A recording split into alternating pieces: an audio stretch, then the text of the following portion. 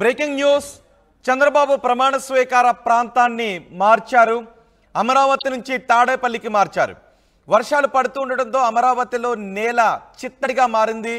దీంతో చంద్రబాబు ప్రమాణ స్వీకారం చేసే ప్రాంతాన్ని మారుస్తున్నట్టుగా నిర్ణయం తీసుకున్నారు.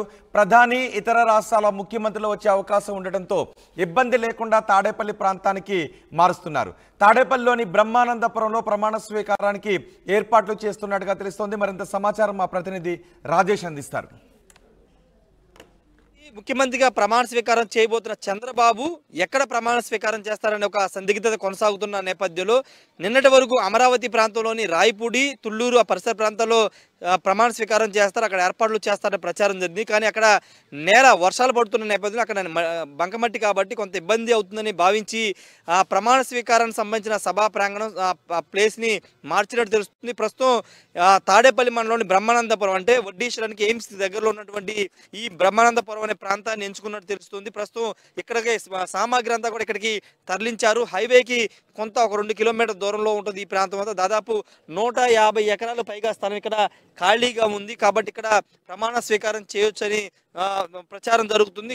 అందులో భాగంగానే ఇక్కడ దాదాపు అంటే సభా ప్రాంగణం సిద్ధం చేయడానికి ఉన్నటువంటి సామాగ్రి వెహికల్స్ అన్ని కూడా దాదాపు ఒక 80 వెహికల్స్ అన్ని కూడా ఇక్కడికి తీసుకొచ్చారు. ప్రస్తుతానికైతే అమరావతిలో ప్రమాణ స్వీకారం లేదు.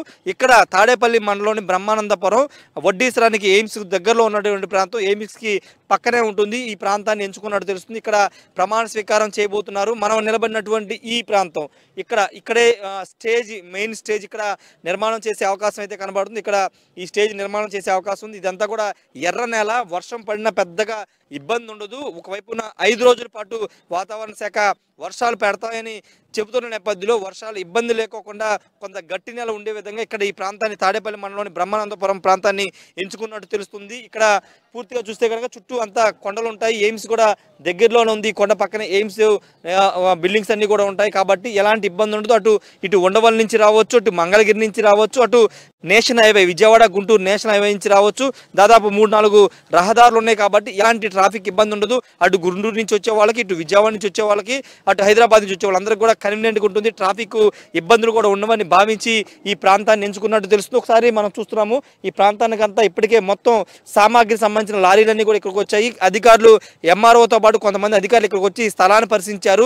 రాష్ట్ర టీడీపీ అధ్యక్షుడు అచ్చెన్నాయుడుతో పాటు జిల్లా కలెక్టర్ మరి కాసేపట్లో వచ్చి ఈ ప్రాంతాన్ని పరిశీలించే అవకాశం అయితే కనబడుతుంది. కనబడుతున్నటువంటి మొత్తం ముళ్ళ పదలన్నిటి కూడా తొలగించి మొత్తం చదును చేసి దీన్ని మొత్తం ఒక సభా ప్రాంగణంగా సిద్ధం చేసే అవకాశం ఉంది. ప్రధాని నరేంద్ర మోడీతో పాటు ఇతర రాష్ట్రాల ముఖ్యమంత్రులు కూడా ఇక్కడికి చంద్రబాబు ప్రమాణ స్వీకారానికి రాబోతున్న నేపథ్యంలో పూర్తి ఏర్పాట్లు చేస్తున్నారు. ముఖ్యంగా ప్రధానికి సంబంధించిన హెలిప్యాడ్లు, అదేవిధంగా ఇతర రాష్ట్రాలకు సంబంధించిన ముఖ్యమంత్రులు వస్తున్నారు కాబట్టి వాళ్ళకి సంబంధించిన హెలిప్యాడ్లు కూడా సిద్ధం చేయడానికి మొత్తం ప్లేస్ అంతా కూడా సరిపోతుంది. ఎలాంటి ఇబ్బందులు ఉన్నవని భావించి ఈ ప్రాంతాన్ని ఎంచుకున్నట్టయితే తెలుస్తుంది. చాలా అంగరంగ వైభవంగా ప్రమాణ స్వీకారానికి ఏర్పాట్లు చేస్తున్నారు. భారీగా తెలుగు రాష్ట్రాల నుంచి పాటు పక్క రాష్ట్రాల నుంచి కూడా తరలి వస్తారని అంచనా వేస్తున్నారు. కాబట్టి భారీ ఏర్పాట్లు అయితే చేయబోతున్నారు.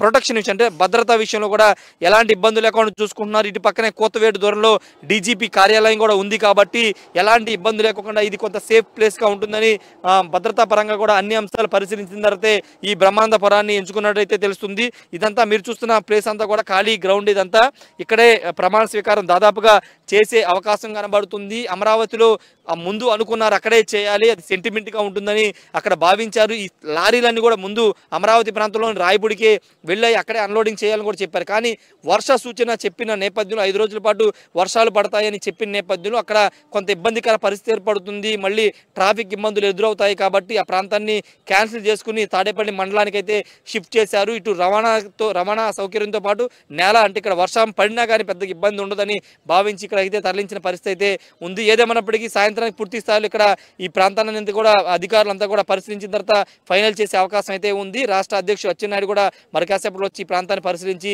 ఇక్కడ ప్రాంతాన్ని ధృవీకరించిన తర్వాత ఏర్పాట్లు అయితే ప్రారంభించబోతున్నారు. 12వ తేదీన ముఖ్యమంత్రిగా ప్రమాణ స్వీకారం చంద్రబాబు చేయబోతున్నారు. ఇంకా ముహూర్తాన్ని ఖరారు చేయలేదు. డేట్ అయితే కన్ఫర్మ్ అయింది. ముహూర్తం మాత్రం ఈ రోజు లేపట్లో ఖరారు చేసే అవకాశం అయితే కనబడుతుంది.